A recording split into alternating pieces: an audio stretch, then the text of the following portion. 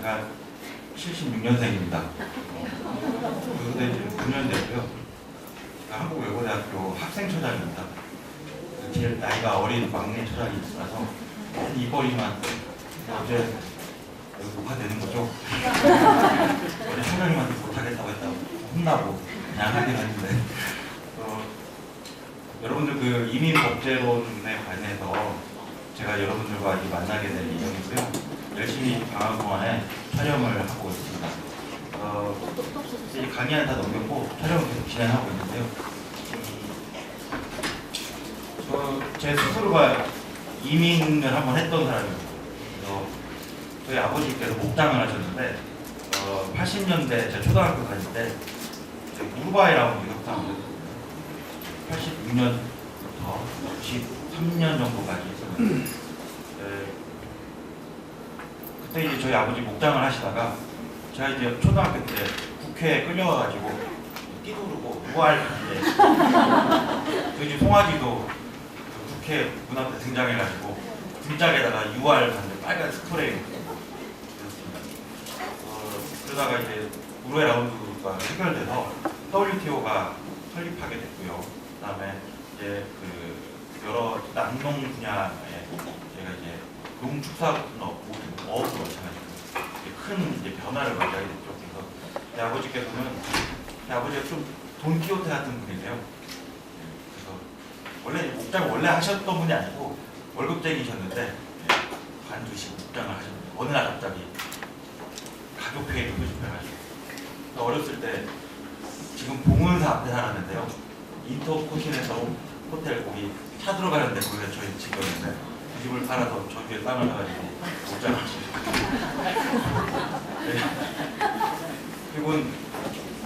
그리고는 목장을 하시다가 우루과이 라운드 이제 이민을 가자.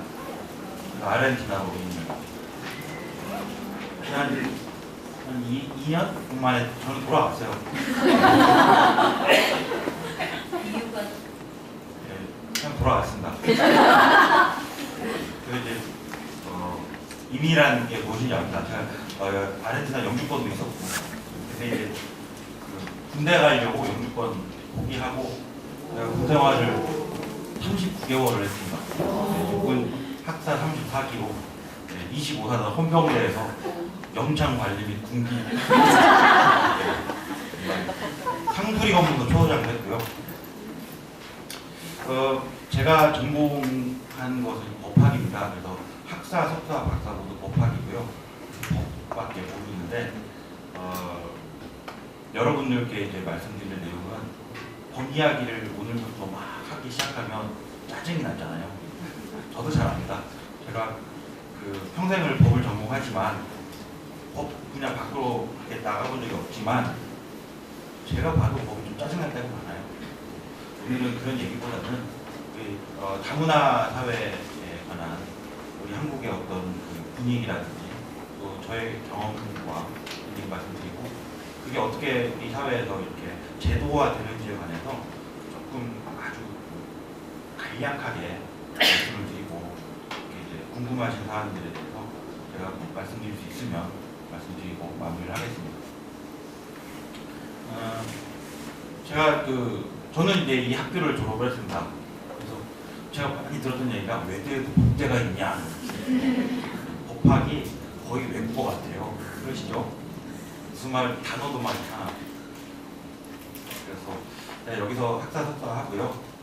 영국에서 학사를 했습니다. 런던에 가보신 분들은 제가 박사공부를 딱 쉽게 찾으실 수 있으실 거예요. 그 트라팔과 광장에서 오른쪽 템즈강을 보고 오른쪽으로 가면 버킹엄 궁전이고요. 왼쪽으로 가면 시티 지역입니다. 코벤트 가든 쪽이 나오는데 그래서 5분만 걸어가면 워털루 지역이 나와요. 워털루 있잖아요. 옛날에 비비안이하고 로버트 테일러가 등장해서 애수라는 영화가 있어요. 제가 2년에 한 번씩 꼭 보는데 흑백 영화예요. 그 애수라는 영화의 원래 제목이 워털루의 학교가 있습니다. 가깝고 쉽게 제가 이 얘기 왜 말씀드리냐면 영국이라는 나라가 여러분들이 이렇게 딱 떠올리시는 영국에 대한 어떤 그 전형적인 어떤 모습이 있을 텐데요. 사실 지금 현재 런던은 뭐 공식적인 데이터는 아니지만 런던에서 살아가고 있는 사람의 반 이상은 아마 외국인 또는 외국인의 조상을 가진 외부인 또는 관련된 분들이라고 생각을 합니다. 그래서 제가 한 5년 정도 박사 공부를 하는 동안에 펍에서 아르바이트를 했는데 매니저 빼고는 다 외국인이었어요. 저 포함해서. 그래서 영국 사회, 특히 런던은 아주 그 여러 문화가 이렇게 혼재되어 있는 그런 곳이었고요. 그게 또 저한테는 많은 자극이기도 하고 큰 동기부여가 되기도 했습니다. 지금 돌이켜 생각해 보면 그게 저에게 큰 영향을 준 것 같고요. 지금 여러분께 이런 말씀을 드리고 있는 것 아닌가라는 생각이 들어요. 우리 한국 사회가 제가 어렸을 때만 해도 솔직히 말씀드리면 외국인이 지나가면 이렇게 쳐다봐요. 근데 지금은 그렇지 않죠. 적어도 서울에서는 그런가 보다. 그리고 한국외국어대학교의 캠퍼스 안에서는요, 아무도 쳐다보지도 않습니다. 워낙 다양한 학생들이. 제가 이제 소속되어 있는 국제학부는 한 30, 40개 국가의 학생들로 구성되어 있습니다. 그래서 한국 학생들은 1년에 30명밖에 입학하지 않는데요. 경쟁률이 상당히 높죠. 근데 1년에 등록한 학생은 8, 90명 정도 됩니다. 그러니까 한국 학생보다 한 2배, 3배 정도 되는 학생, 2배 정도 되는 학생들이 외국인 학생들이 입학합니다. 그래서 저희는 외국인이라는 표현보다는 국제라는 표현을 씁니다. 국제 학생 이렇게 표현합니다. 그게 조금 더 다문화 사회에 걸맞는 표현 아닌가 싶어요. 우리 학교의 이름도 꼴이 있는데 우리 인터내셔널로 바꿔야 되는 거 아닌가 싶은 생각도 듭니다. 자, 말씀을 좀 본격적으로 드리겠습니다. 우리 사회가 다문화되어 가고 있다는 말씀을 드리고 싶었는데 아마 이 전 시간에 전문가께서 말씀을 주셨을 것 같아요. 그 정의는 뭐 이렇게 내릴 수 있는데 우리 한국 사회의 다문화는 이미 많이 이루어졌기 때문에 뭐 제가 여러분들께 이렇군 저렇군 말씀드리는 것보다는 하나 그 사진을 보여드리는 게 좋겠다라는 생각이 들었습니다. 이게 제가 최근 한 2달 정도 사이에 먹은 사진으로 남긴. 제가 이 음식 사진 찍고 그런 걸 좋아하진 않는데 저 SNS도 안 해요. 싸이월드 이후에 끊었습니다.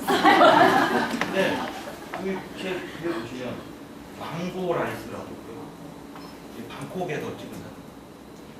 우리 학생들이 글로벌 봉사단을 가야 되는데 죽을까봐 또 수거해서 데려오느라고 얼마나 이거는 뭐 폴란드에서 바르샤바에서 먹었던 거. 11월쯤에 네팔은 올 2월이죠. 1월에 한국 외국어대학교 면접 보러 갔어요. 제가 면접을 보러 간 게 아니라 면접관이 돼서 네팔에도 학생들이 많이 옵니다. 네팔에도 어쨌든 카트만두 네팔에서 먹었던 거. 어쨌든 이렇게 다양합니다.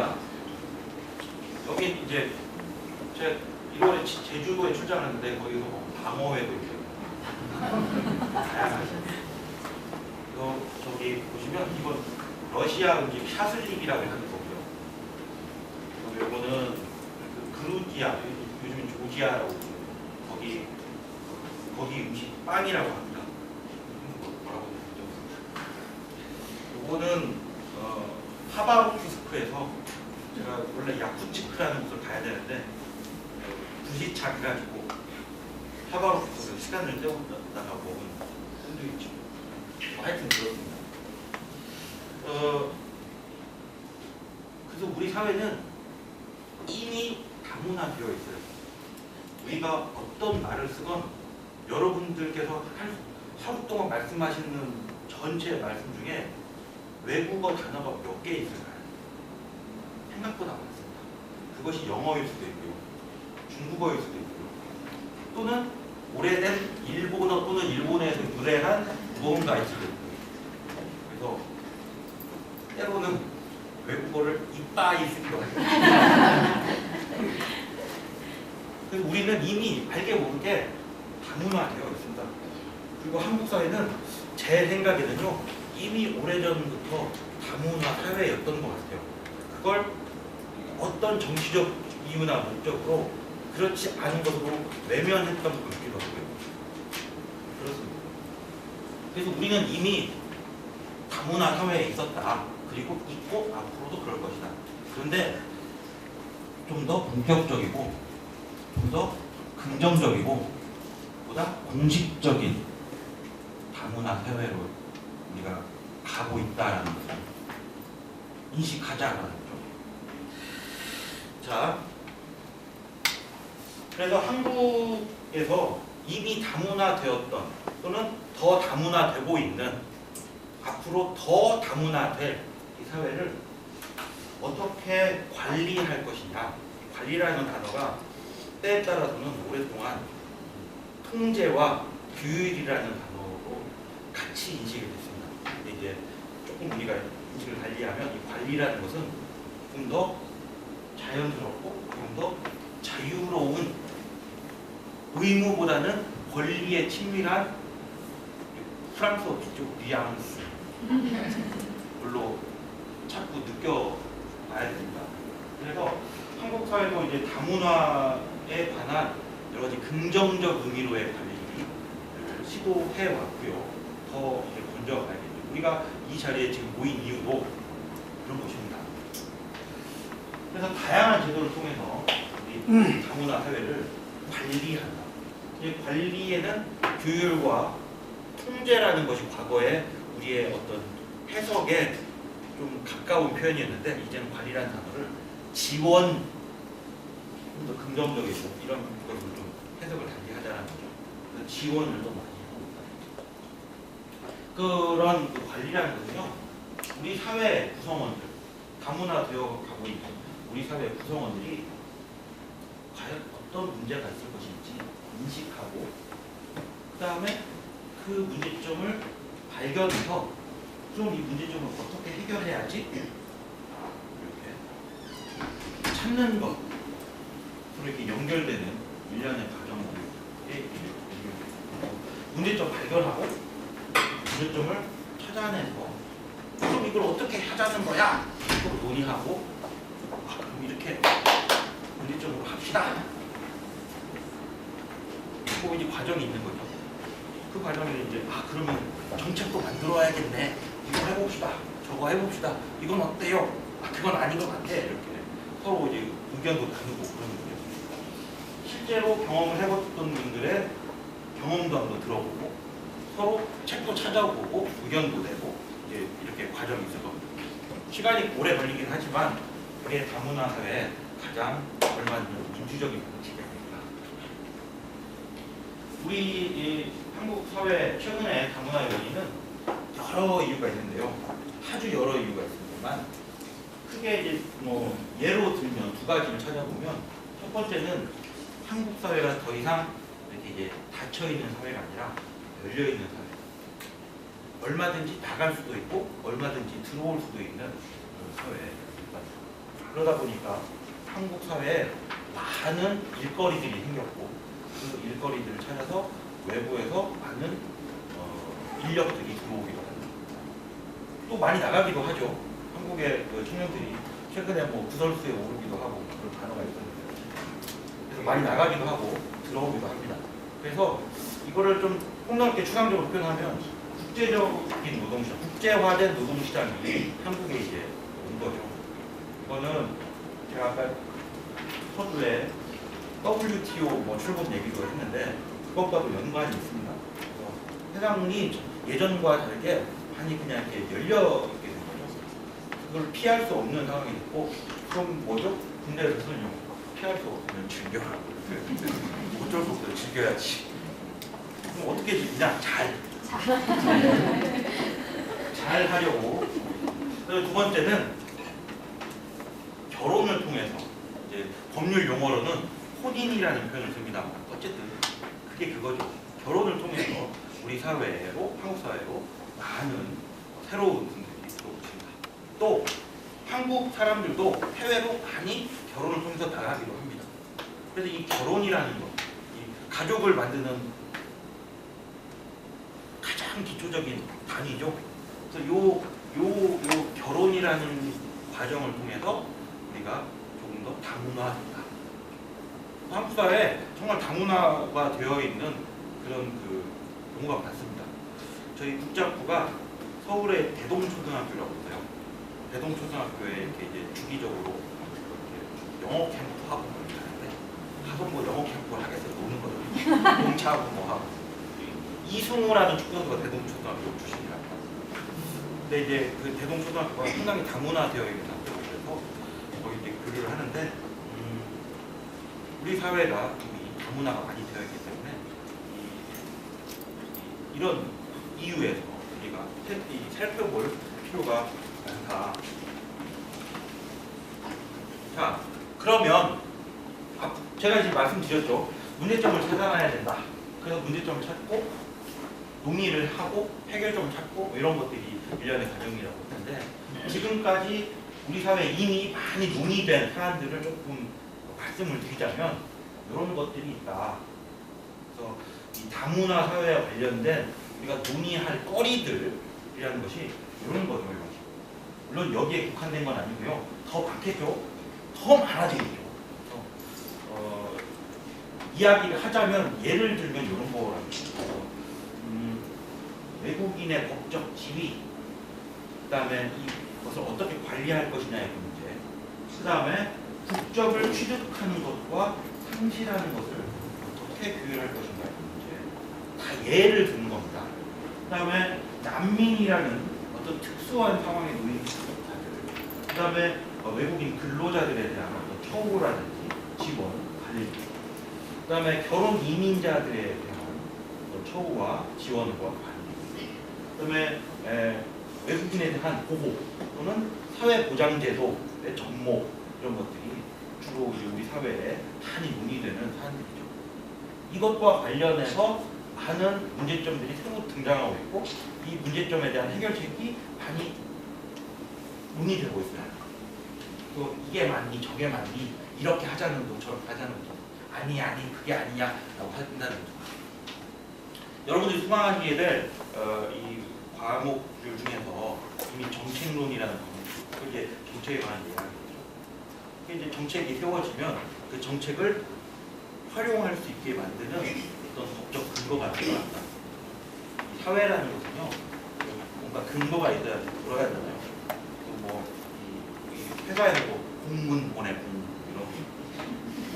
이런 공식적인 근거가 필요합니다. 근데 우리 사회가 특히나 이 공권력이라든지 정부가 움직임을 하기 위해서는 어떤 근거가 필요하고 그 근거는 주로 우리가 약속해서 만든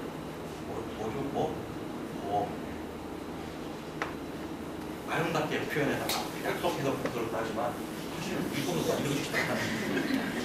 여의도에 계신 분들이 그냥 만들었어요. 우리는 그냥 여의도에 계신 분들이 잘 만들어 줄 거라고 믿고 투표를 한 것뿐이고. 그래서 우리가 약속에 의해서 만든 법, 룰에 의해서 법에 의해서. 근데 이제 그 법이 모든 것들을 다 이렇게 할 수는 없으니까요. 그 법이 어느 정도의 어떤 그 한계를 이렇게 제한을 주고요. 그 범위 안에서 또 이제 구체적인 어떤 그 행정기관들이 내부적인 규정을 또 만들어가고 있습니다. 어쨌든 그런 여러 가지의 그 다양한 층위의 그 룰, 법, 규칙, 규정들에 의해서 돌아갑니다. 그래서 이제 그런 근거가 있고 그다음에 그런 정책이 적용되고 활용되는 것이죠. 그래서 제가 여러분들께 강의하는 그 내용은요. 그런 법이 뭐냐? 법 얘기 나오니까 표정이 있어지죠. 다문화 사회에 이런 논의점들이 있습니다. 그래서 우리 사회에서는 실제로 많은 논의들이 있고요. 그다음에 많은 전문가들께서 이제 자신이 가져왔던 경험과 또 공부했던 것들, 그다음에 미래를 보는 어떤 그 예견 이런 것들을 잘 버무려서 다양한 의견이 나오고 또 끊임없이 많은 분들이 공부하고 계시고 의견을 내고 계십니다. 자, 본격적으로 좀 법 얘기를 해볼까요? 제가 오늘 여러분들께 구체적인 법이 막 이렇군 저렇군 이런 얘기를 하려고 나온 건 아닙니다. 그래서 경고가 오겠습니다.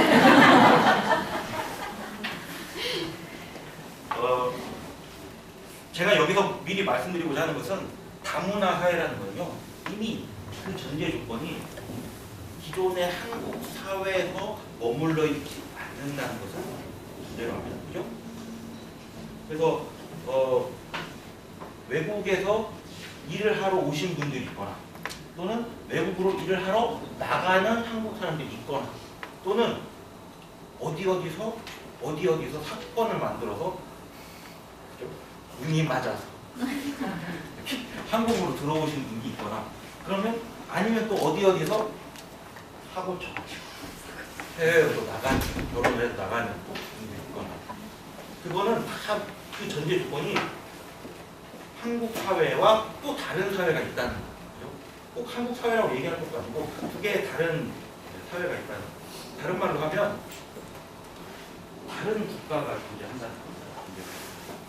그 얘기는 뭐냐면 이 이야기거리의 전제 자체가 상당히 국제적이라는 거죠. 그렇죠.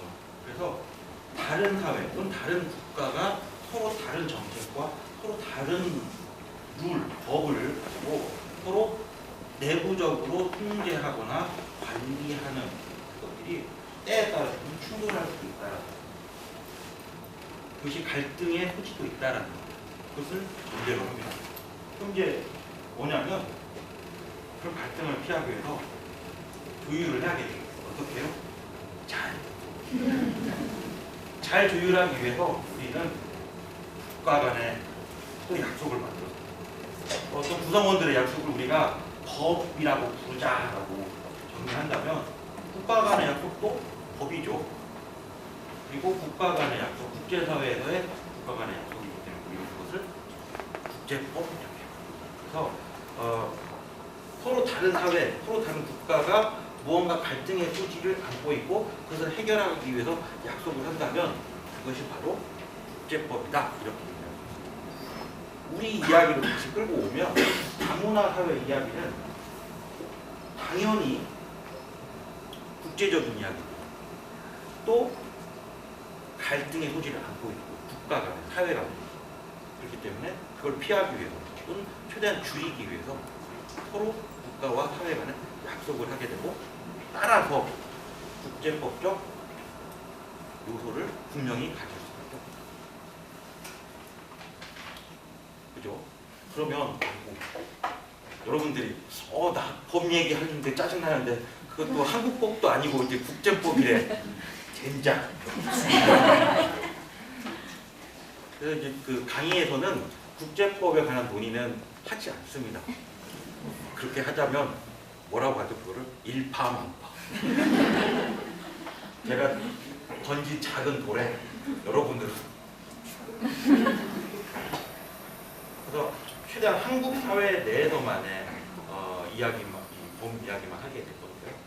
다만 그럼에도 불구하고 여러분들께서 이 다문화의 이야기는 국제적인 일이고 국제법에 의해서 상당 부분 많은 약속들이 도사리고 있다. 배경이 있다라는 것을 인식해 주셔서 그리고 그 도사리고 있는 것을 배경 삼아서 국제사회에서 말 잘 듣는 대한민국 뭐죠? 대한민국은 국제사회에서 참 말 잘 듣는 구성원입니다. 그렇게 약속되고 갈등을 피하기 위해서 만들어진 국제법을 잘 존중하고 그 존중에 의해서 다시 되돌아와서 우리 집에 와서 그러니까 한국 사회로 들어와서 그 국제법에 맞는 국내법을 만들자.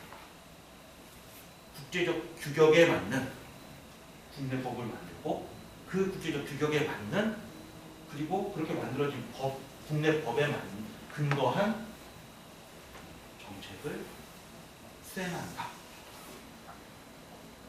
그래서 국제 규범과 국내 규범은 이러한 연관 관계가 있다는 것을 여러분들께서 이해를 해주셨으면 좋겠습니다.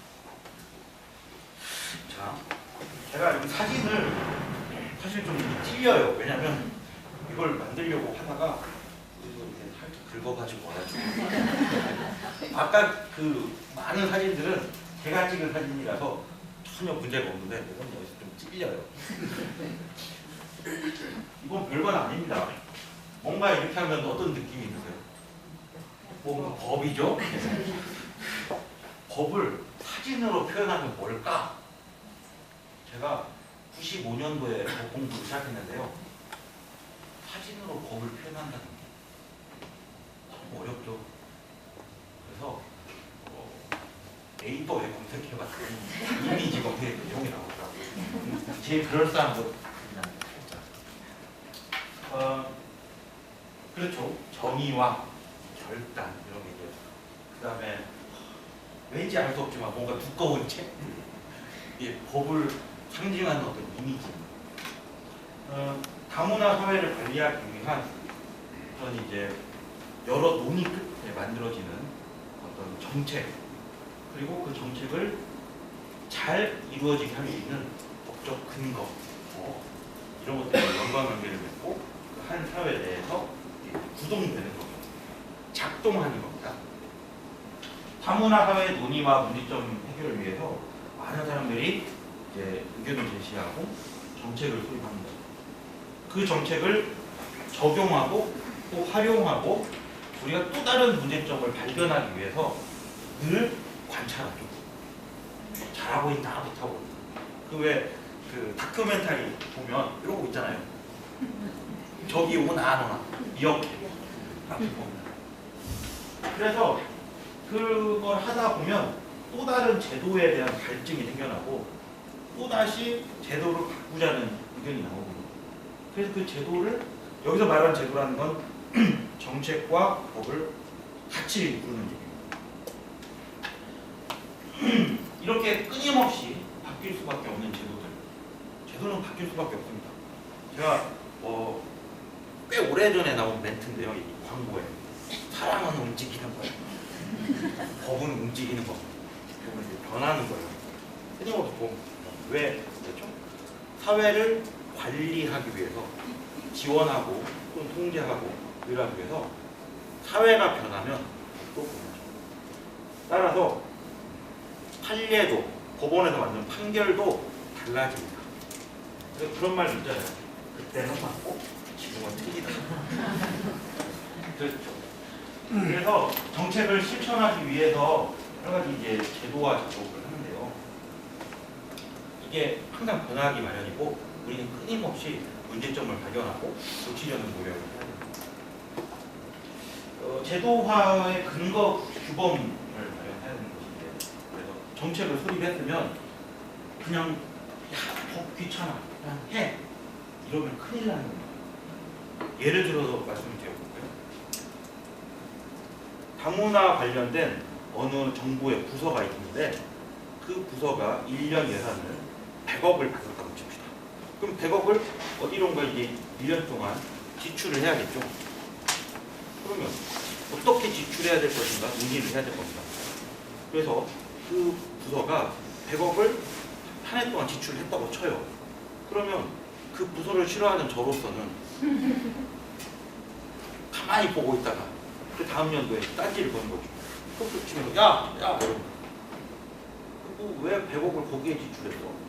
10억은 어디다 쓴 거야? 이러면 아유 이렇게 좋은 일 하려고 썼죠? 그러면 왜? 뭔 근거로? 아까 다시 공문으로 말한다는 거죠. 근거가 있어야 됩니다. 그 근거라는 건 우리 사회가 모두 공감한 약속, 다른 말로 약속, 법입니다. 그래서 법의 근거가 있어야 됩니다. 법이라고 우리가 일반적으로 표현하지만 법에도 이렇게 여러 가지 층위가 있습니다. 그래서 법 중에 제일 이제 높은 위치에 있는 법이 다 아시겠지만 헌법이 있고요. 그 헌법의 정신에 위배되지 않는 선에서 우리가 뽑은 국회의원들, 대표자들이 여의도에 모여가지고 법률을 제정하죠. 그걸 이제 법 중에서도 법률 이렇게 표현을 합니다. 이름이 그런 거죠. 그 법률의 한계 안에서 그 법률이 지정을 한다면 그 지정된 한계, 그 범위 안에서 실제로 어떤 업무를 하는 부서라든지 이런 곳에서 또는 대통령이 세밀한 법을 또 만들 수 있다. 전제 조건 그 범위 안에서. 그러니까 그 범위라는 건 지정된 법률의 근거가 있어야 된다는 거죠. 그래서 그 제한된 범주 안에서 대통령령 또는 장관이 바라는 부령 이런 것들도 법이 또 만들어져. 이게 하위 규범 다 법이죠. 그래서 그런 이제 제도화가 되는데요. 본격적으로 다문화 관련해서 한국 사회에 있는 것들은 이런 것들이 있습니다. 지금 제가 여러분들께 이런 것들을 보여드리는 이유는 그래도 한국 사회가 뭔가 하고는 있다.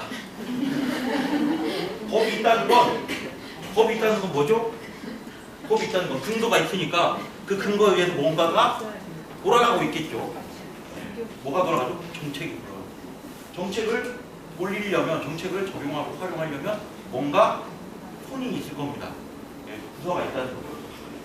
그리고 한국 사회는 노력을 하고 있다. 이런 법들이 있습니다. 이런 법들을 제가 여러분들께 막 오늘 좀 설명하려고 그런 건 아니고요. 겁을 주는 거죠. 이런 거 있어. 까불지 마, 꼼짝 마, 뭐 이런 거. 법들이 참 많아요. 그래서 그 각각의 목적에 따라서 여러 가지 법들이 있고, 이건 그냥 예에 불과한 거고, 다문화와 연결 지을 수 있는 법들은 상당히 많습니다. 그래서 어떤 법들은 다문화와 일부 연결될 수 있고, 그 법 자체가 다문화와 모두 연관되는 건 아닌 경우도 있고요. 그렇죠? 이렇게 보면 다문화라는 단어를 가지고 있는 구체적인 법도 있고, 다문화 가족 지원법, 이 지원법의 근거에서 우리 그 대한민국의 부서들이 여러 가지 다문화 가족에 대한 지원 정책을 수행하고 예산도 집행하고 교육 활동도 하고 한국어 교육도 하고 그리고 지금 우리 프로그램도 하고 있습니다. 그죠? 다 이 법의 근거가 있는 겁니다.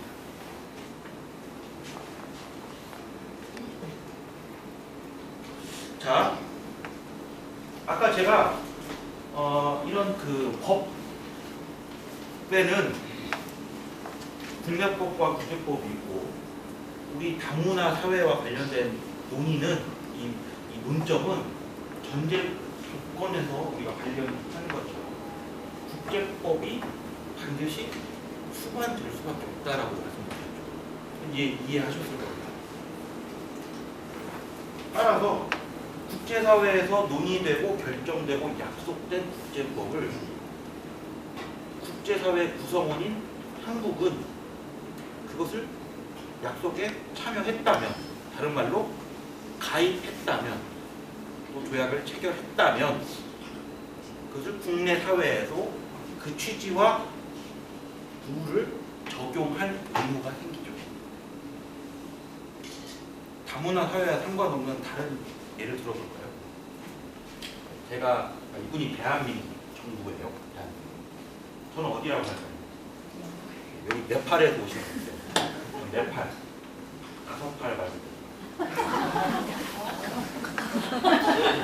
제가 국제학부 교수인데요.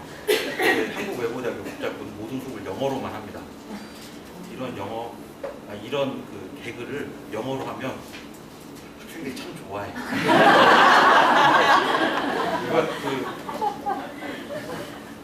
제가 군생활을 오래 해서 군대 이야기 하는 거 정말 좋아합니다. 남자 셋 모이면 다 군대 얘기죠. 군대 얘기 좋아하고요. 제가 축구광이에요. 지갑에 있는데 전북 현대부터 시즌권을 가지고 해외 그 원정 경기도 가고 그러는데 축구를 그냥 좋아하는 게 아니라 미친 듯이 좋아해요. 군대 얘기하고 축구 얘기를 좋아해요. 영어로 군대 얘기하고 축구 얘기하면 정말 좋아. 그래서 제가 축구는 잘 하지를 못해서 군대에서 축구한 얘기는 아니야. 자, 우리 얘기로 다시 돌아와서 대한민국 정부와 네팔 정부가 어떤 이유에선가 어떤 논의를 한 다음에 약속을 합니다.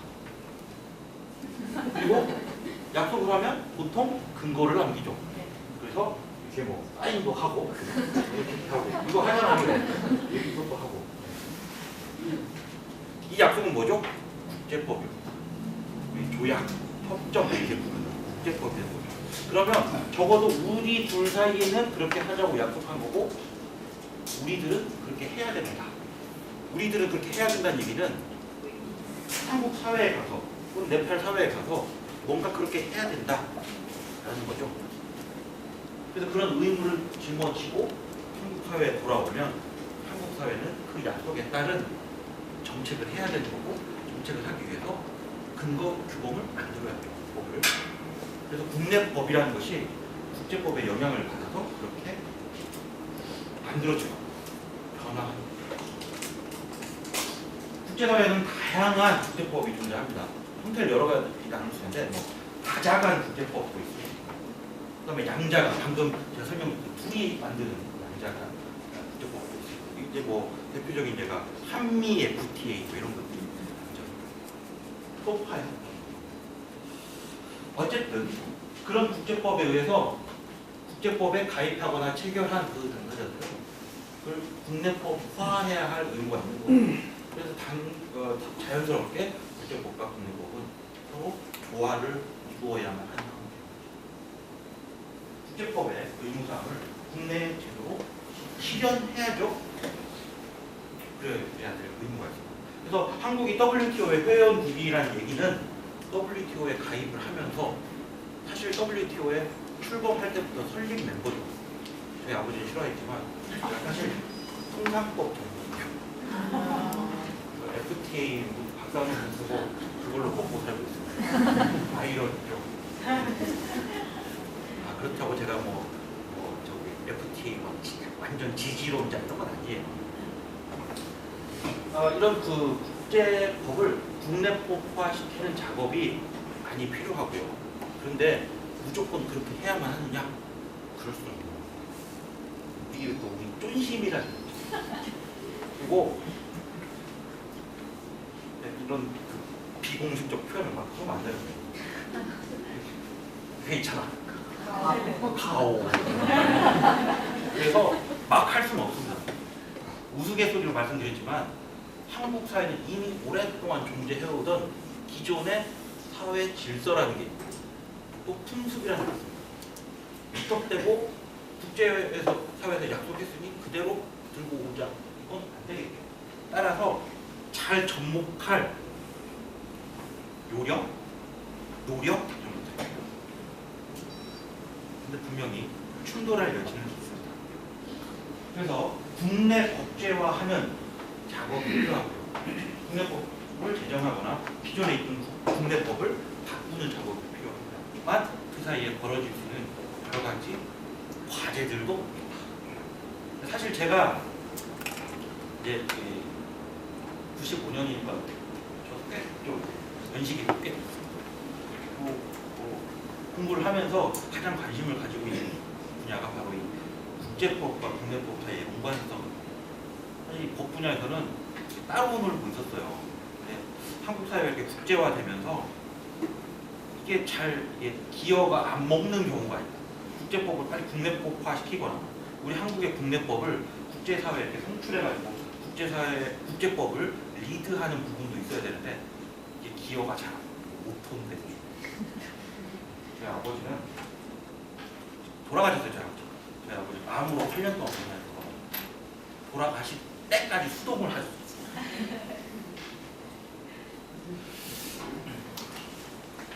차는 수동이지 이러면서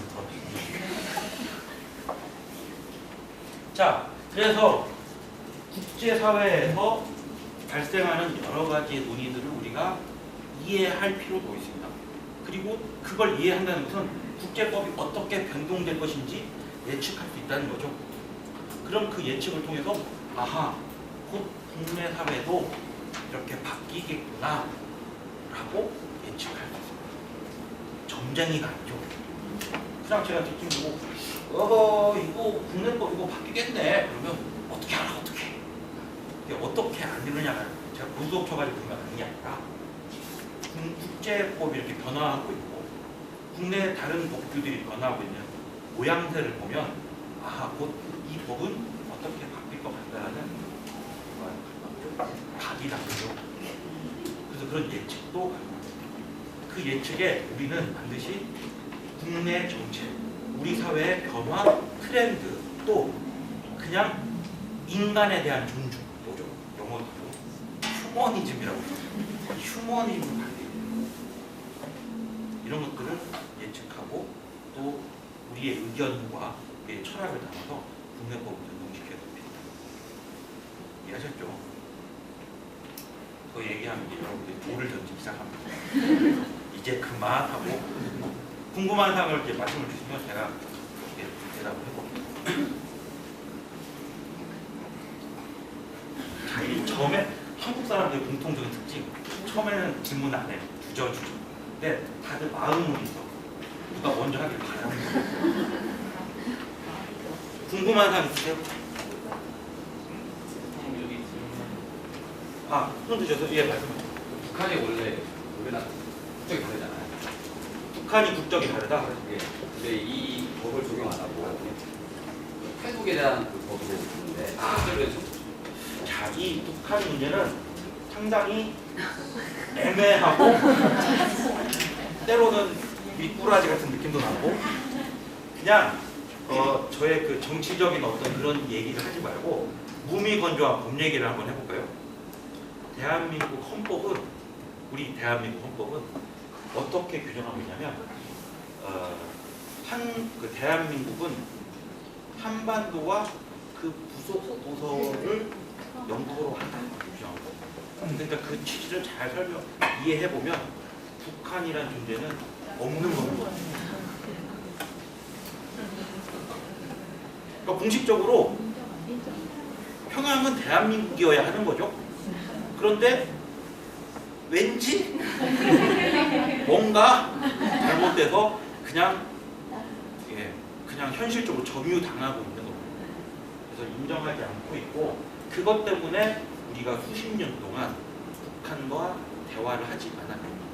너희들이 뭔데 이들이 뭔데 국가와 얘기를 하려고 하느냐 이렇게. 근데 그 거꾸로 뒤집어 놓으면 조선민주주의 인민공화국 헌법도 똑같아요. 대한민국은 그들의 눈에는 대한민국은 국가가 아니고 한국 뭐 이런 거 있잖아요. 미제국주의에 뭐 이러면서 불바다로 만들고. 그래서 수십 년 동안 우리는 서로를 외면한 채 그냥 무시만 했습니다. 그런데 국제사회에서는요 또 다른 입장을 우리는 이미 오래전에 UN이라는 국제기구, 공신력인 국제기구에 가입을 했고 지금도 UN 본부에 가면 대한민국 태극기와 인공기가 동시에 다 묶이고 있어요. 그 얘기는 국제사회에서 북한과 대한민국이라는 나라를 같이 인정하고 있고 그걸 받아들이고 가입을 한 각각의 그 두 뭐라고 할까요? 집단은 사회는 사실상 국가는 국제사회에서는 서로를 받아들인 거죠. 그런데 여전히 대한민국 헌법 그리고 그 아래에 있는 모든 법률들은 외면하고 있어요. 그래서 지금의 현실은 이젠 현실을 받아들이자 입장으로 변화하고 있고 이제 얘기를 하자 토크 그런 입장으로 바뀌었죠. 그래서 법률적인 얘기 우리 지금 이 질문 사항을 다시 돌아가서 얘기하자면 법률적인 얘기만 하자면 북한이라는 국적을 우리는 법률적으로 인정하지 않고 있고요. 그러면 북한이라는 지역을 이탈해가지고 한국, 대한민국 영역 내로 들어온 분들을 우리는 어떻게 취급하느냐? 첫째, 다른 나라에서 온 난민이 아니다. 원래 대한민국 영토에 있는데 다만 어떤 이유에선가 현실적으로 점유당하고 있는 그곳에서 탈출해서 대한민국 영역으로 들어온 사람들이다. 그렇죠. 그래서 절대 난민이라는 표현도 외국인이라는 표현도 쓰지 않습니다. 그게 지금의 현재 대한민국 헌법에 그리고 그 아래에 있는 법률의 취지에 맞는 해석일 수밖에 없어요. 그게 맞다 아니다를 말씀드리려고 하는 게 아니라 그냥 현실은 그렇다 하는 겁니다. 이게 애매하고요. 나중에 어떻게 또 바뀔지 모르겠죠. 제가 이제 미래를 예측할 수는 없지만 만약에 북한을 또 다른 국가로 대한민국 헌법과 조선민주주의 인민공화 헌법이 인정하고 그 아래에 있는 모든 법들이 이렇게 바뀐다면 외국인이 될 수도 있습니다. 물론 다른 장치가 또 필요하겠죠. 근데 그러기를 원한다 아니다의 문제가 아니라 그럴 여지도 있다. 만약에 그렇게 된다면 가치 판단은 정책에 맞게 도망가야지. 저는 법도입니다. 저희 나라는 소비주의잖아요. 어려운 단어가 소비주의. 전문가님 얘기하셨어요. 네. 속지주의로 바뀔 수도 있어요. 왜냐하면 지금 현재 상으로 국적법이 한시적 복수국적이잖아요. 그래서 만 22세가 되면 아이들이 다문 아이들이 많아지는데 걔네들이 국적이 한국이 아니고 외국 국적으로 같이 있으면서 살다가 22세가 되면 선택을 해야 된단 말이에요. 여기 지금 다른 분들이 지금 위화감을 느끼는 너무 높은 고차원적인 얘기를 하셔가지고 위화감을 느끼는데 제가 조금 쉽게 풀어서 말씀드리면 국적을 인정하는데 여러 가지 원칙이 있습니다. 근데 이제 어디서 태어났느냐, 너 지금 어디 있어, 이걸 기반으로 국적을 부여하는 것을 우리가 속지주의라고 하고, 너희 부모님은 누구니? 어디 있는 게 중요한 게 아니라 너희 부모님은 누구니? 너희 부모님은 어느 나라 사람이야? 이걸 바탕으로, 그런 취지를 바탕으로 국적을 부여하는 그런 철학을 속지주의 이렇게 부릅니다. 근데 이제 이건 두 가지의 원칙이고 정책적 가치 판단의 대상이죠. 그러니까 한국 정부는 속지주의로 할 거냐, 속인주의로 할 거냐, 아니면 두 개를 쉽게 짬뽕 시켜가지고 절충이라고 부릅니다. 그렇게 할 거냐, 왔다 갔다. 근데 오랫동안 한국의 기본적인 많은 철학은요, 단군의 어쩌고저쩌고 반만년 어쩌고저쩌고 이러면서 어머니 누구야, 아버지 누구야, 무슨 김씨야, 요거에 너무 많이 매몰되죠. 그 얘기는 속인주의적 가치를 상당히 많이 진하게 가지고 있다. 그런데 그렇다고 해서 속지주의로 완전히 외면한 것은 아니었습니다. 많은 예외 사항들을 더 가지고 속지주의도 인정하고 있었는데요. 이제 우리가 다문화 시대로 더 가고 있다고 했잖아요. 따라서 꽤 많은 속지주의적 요소들이 들어올 것 같다라는 예상을 하시죠. 그런 것 같아요. 근데 그게 언제 어떤 요소를 어떻게 받아들일지는 그건 이제 우리가 논의해야 될 사항입니다. 그리고 정책에 반영하고 그러면서 속인주의와 속지주의의 어떤 밸런스를 점점 찾아가고. 근데 먼 장기적인 안목에서 보면 속인주의의 원칙이 상당히 약간 연해지고 속지주의적 철학이 상당히 많이 올라갈 것 같다, 진해질 것 같다라는 예상은 어느 정도 할 수 있죠. 신임은 어떻게 보세요? 저도 그렇게 생각하는데요. 다만 이런 건 있습니다. 다시 군대 얘기를 하고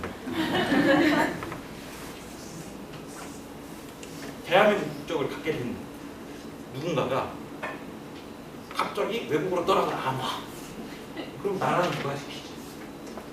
손은 누가 끼냐? 뭐 이런 얘기 이런 문제가 발생할 수 있죠. 따라서 이 부분에 관해 사실 우리 국적법, 국적을 부여하는 국적법의 가장 뜨거운 이슈가 바로 그 부분입니다. 그래서 여성들에 대해서는 상당히 이중국적을 인정하는 그 여지도 넓혀져 있고 뭐 그러는데요. 그리고 계속 넓어져 가고 있는데 남성들의 경우에 이중국적을 인정하는 범위가 상당히 좁은 가장 근본적인 이유가 바로 이 병역 문제인 것이죠.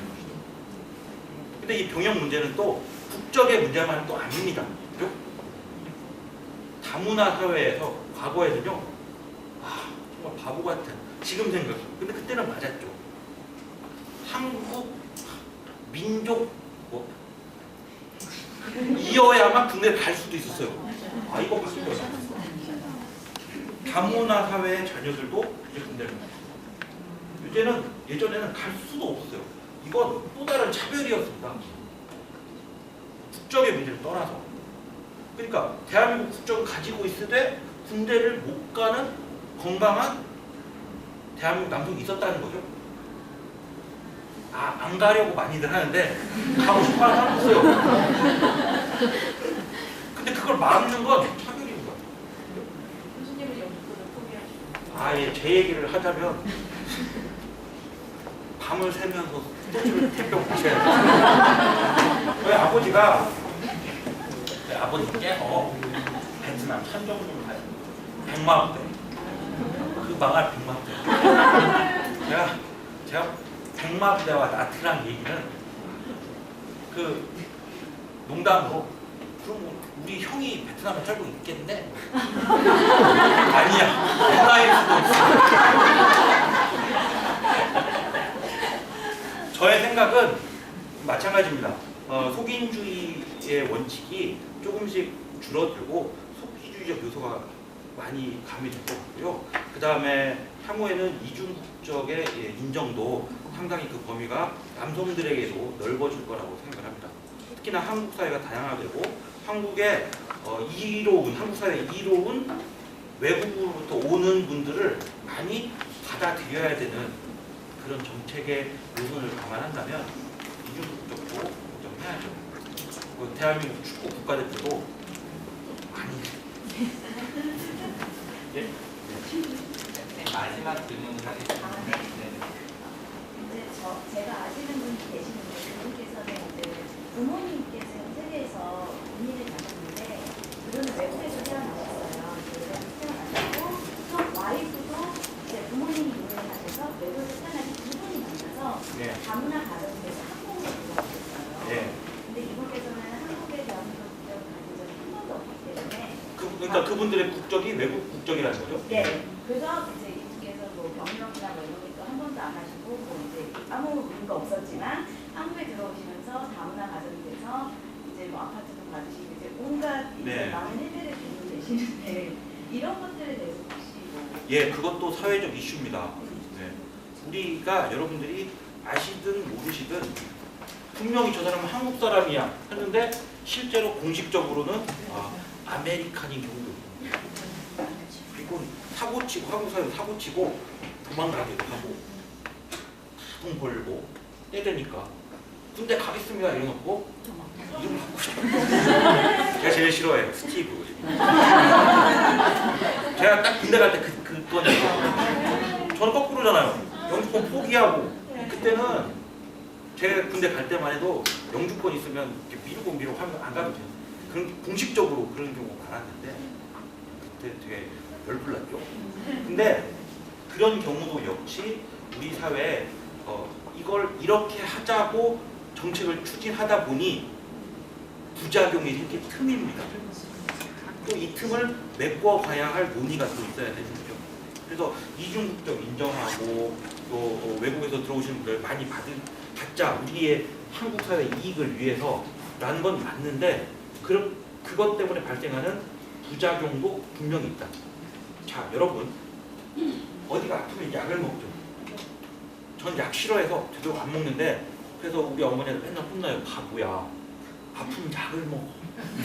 하지 말고. 싫어. 안 먹어. 너는 그래서 죽을 거야, 이 새끼야.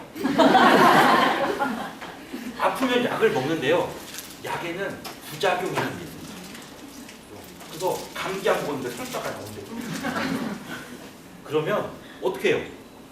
약을 개선해야 됩니다. 그죠? 부작용이 적은 약으로 끊임없이 기술 개발을 해가지고 약을 바꾸든지 아니면 설사가 안 나면 설사약을 또 먹어. 그래서 약부자가 되든지. 그래서 법을 막 만들든지 아니면 그 법을 고쳐가지고 그 틈을 메우려고 노력하든지 해야 되겠죠. 그것 역시 우리 사회의 숙제입니다. 끊임없는 과제죠. 네. 와